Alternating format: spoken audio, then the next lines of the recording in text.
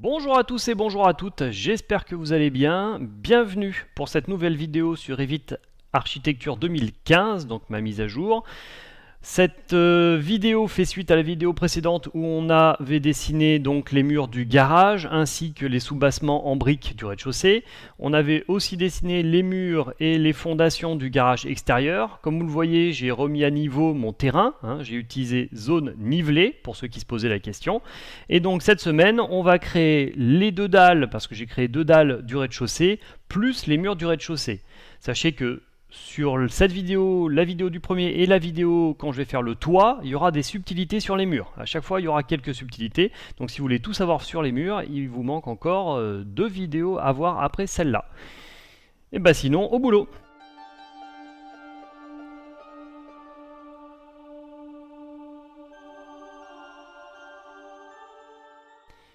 Allons-y pour les murs du rez-de-chaussée. Donc je pourrais les dessiner en 3D comme la semaine dernière sur le soubassement, mais j'ai envie de le dessiner directement sur mon plan. C'est quand même des fois un petit peu plus agréable. Problème, c'est que je ne vois pas mes murs de soubassement. D'où ça vient? Ça vient très souvent de la plage de la vue. Modifier. Niveau associé de la profondeur de vue, je vais mettre le niveau inférieur, moins 0,5 garage, j'applique et voilà, ça apparaît. Donc des fois, il faut faire attention à ça. Il y a des plages de vue à modifier. Je vais dessiner mon mur et je vais créer un mur porteur. Donc la semaine dernière c'était un mur en bois, donc on va prendre le mur de en bois de 100. Je vais modifier le type, le dupliquer comme la semaine dernière. Je vais faire un ITE, donc une isolation thermique extérieure pour changer, avec du bois sur 200 mm, un isolant sur 10 cm et puis un enduit sur 20 mm. Donc 200 mm, 100 mm, 20 mm. Ok. Je le modifie. Là, je suis en bois de chêne, 200. Ok. Je vais insérer un doublage ou un isolant. Tiens, pourquoi pas. Catégorie, isolant. Alors, sachant que je n'utiliserai pas le module thermique, c'est vraiment juste pour de l'information. Un isolant sur 0.1. Pardon. Si je ne le fais pas dans le bon sens, ça ne va pas. Et je vais insérer une finition. Merci. Une finition, un enduit. De finition, enduit. Ok. Ok. Voilà, sur 002. Finition, enduit, porteur. Je suis sur le côté extérieur. Ça marche, d'accord? Alors je pourrais le rendre encore plus complexe que ça, mettre un bardage, etc. Mais bon, c'est pour vous montrer les différentes couches, d'accord? Porteur, isolant, finition. Ok, ok. Et là, je fais toujours attention, je suis en hauteur, je vais aller jusqu'au premier. C'est pas une obligation, vous pouvez mettre sans contrainte et mettre la hauteur, mais là, je vais mettre les contraintes pour voir un petit peu comment fonctionnent les contraintes quand on sera au niveau du toit. Il y a des subtilités. Et je mets sur le nu fini intérieur. Là, nu fini intérieur, extérieur, des fois ça ne marche pas forcément toujours. Je choisis les lignes, parce que quand j'ai comme ça un demi-cercle, c'est beaucoup plus facile que de devoir le redessiner. Et je fais attention, regardez. Vous voyez les pointillés, si je clique, il se met vers l'intérieur. CTRL Z, là, il se met vers l'extérieur. D'accord? Et je vois bien que j'ai mon bois, mon isolant, mon enduit. Si j'ai envie de changer de sens, je clique aussi ici. Voilà une subtilité dont je n'avais pas parlé la dernière fois. Et donc je viens cliquer sur mes différents murs. Et je ne vais pas faire tout le long. Parce que là par exemple si je clique ici, il me dit ah là là les murs surbrillants se chevauchent. Donc vous voyez on peut avoir des problèmes.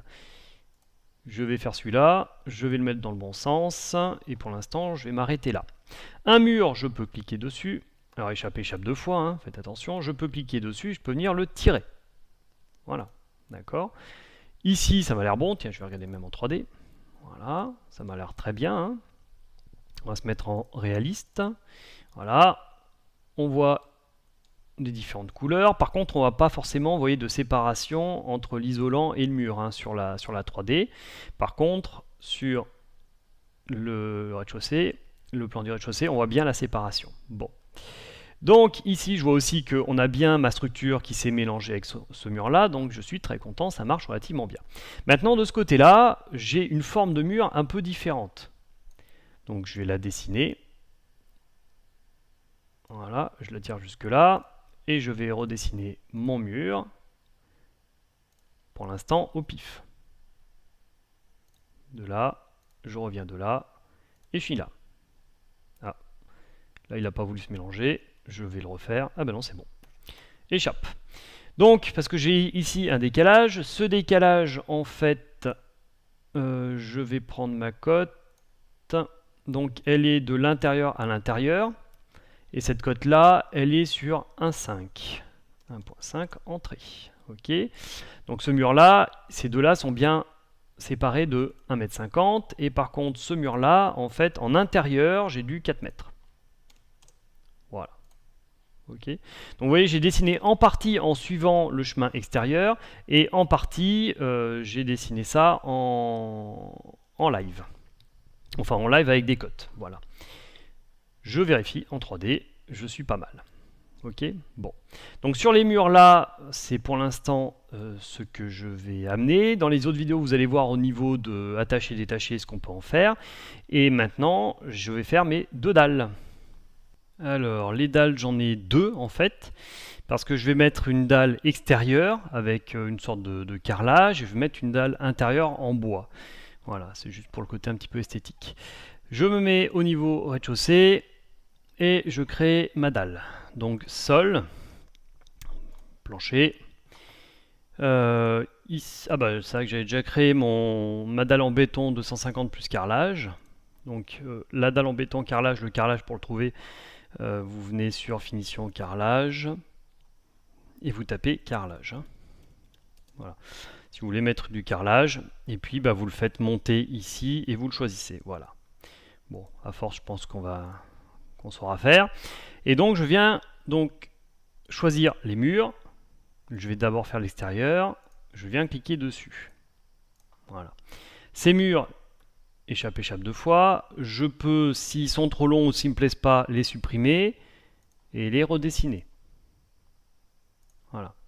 Mais je peux aussi venir cliquer dessus et les raccourcir. C'est une autre technique. Voilà. D'ailleurs, il raccourcit des fois tout seul. Ici, je suis sur l'intérieur de mon mur, c'est très bien. Par contre, ici, je veux être sur l'intérieur de mes murs ici. Donc, je viens cliquer sur ma double flèche. Voilà, ça me plaît. Je valide. Et là, il me dit, souhaitez-vous que les murs qui atteignent cet étage soient attachés à la base? Et là, attention, si vous dites oui, ça veut dire que les murs du soubassement vont en fait se baisser de 25 cm, en fait de l'épaisseur de votre dalle. Donc si je dis oui, je vais avoir mes murs qui vont se baisser, ce qui veut dire que j'aurai un trou entre mes murs de soubassement et mes murs du rez-de-chaussée. Donc non. Le sol, toit, chevauche les murs en surveillance, souhaitez-vous attacher la géométrie et supprimer les murs des murs du volume ouvert? Là par contre, je peux dire oui, c'est-à-dire que quand il y a des chevauchements, il va vous le dire. Cette double flèche, si elle ne vous plaît pas, vous cliquez dessus, vous faites supprimer. Je regarde en 3D ce qui se passe. J'ai bien mon magnifique carrelage. Hein, il est très très beau. Et je regarde au niveau de mes murs. J'ai pas eu de problème. Donc si j'avais dit oui à la première question, en fait, mon mur, mon soubassement, là, serait baissé de 25 cm. Ici, tout autour. Donc ça ne me plaisait pas, mais alors pas du tout. Donc ça, c'est la première dalle. Et on voit qu'elle arrive à ce niveau-là. Voilà. Donc là, je vais en faire une deuxième. Sur l'intérieur, vous allez voir que ça sera encore plus rapide. Donc une dalle, hop, un plancher, dalle architecture, ça marche aussi.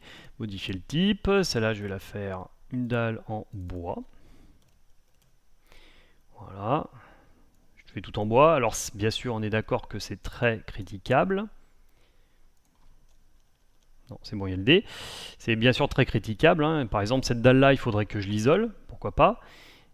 Ici, je vais supprimer cette partie-là. Voilà. Béton, non, je veux une dalle en bois. Il y a toujours mon chêne, je pense. Voilà. Donc c'est vrai que je pourrais rajouter une isolation. Parce qu'en dessous, il y a une sorte de vide sanitaire, mais normalement, je devrais l'isoler. Et donc là, pareil, je choisis mes murs. Je clique, et je clique, et je clique. Voilà. Je suis bien sur l'intérieur. Donc dans mon cas, hein, sur l'intérieur, dans d'autres cas, il y aura peut-être sur l'extérieur. Je valide. Non. Voilà. De la même façon, la double croix, je peux la supprimer si j'ai envie. Je regarde en 3D ce que ça donne. Voilà. J'ai ma dalle en bois à l'intérieur. J'ai ma dalle à l'extérieur en béton plus carrelage. C'est pour vous montrer, hein, attention encore une fois, les dalles, on devrait les faire plus complexes que ça. Et voilà donc comment on dessine une dalle et des murs. Accessoirement aussi, si j'ai des modifications à faire sur ma dalle, je double-clique dessus, ça m'ouvre le profil. Je modifie mon profil et je revalide. Non, je veux pas que ça soit attaché, sinon ça va être n'importe quoi. Voilà pour cette vidéo sur le rez-de-chaussée. La prochaine vidéo, c'est sur le premier étage. Ça va être encore plus rapide, tout simplement parce que la dalle que je vais faire, eh ben, on la connaît. Et les murs, on va en monter certains, on va pas en monter d'autres. Donc vous allez voir que ça va être... ça devrait durer que quelques minutes. Sur ce, je vous souhaite une bonne continuation, un bon visionnage et à bientôt.